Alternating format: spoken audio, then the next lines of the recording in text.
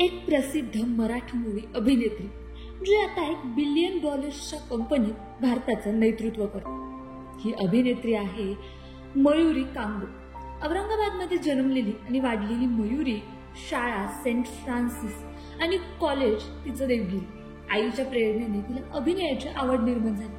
IIT कानपूरमध्ये प्रवेश मिळूनही तिच्या मनाने रंगमंच आणि कॅमेऱ्याची तिने वाट धरली. 1995 साली मयुरीचं पहिलं पाऊल चित्रपट नसीम यात पडलं.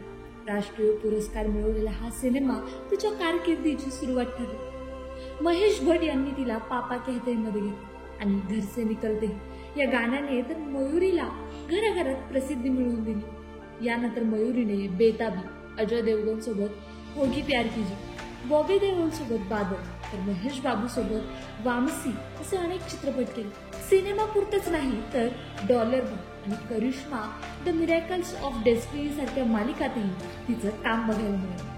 28 डिसेंबर 2003 ला मयुरीचं लग्न झालं आदित्य ढिल्लो या NRI सोबत. लग्नानंतर ती अमेरिकेत गेली आणि तिथे तिच्या आयुष्याला नवं वळण मिळालं.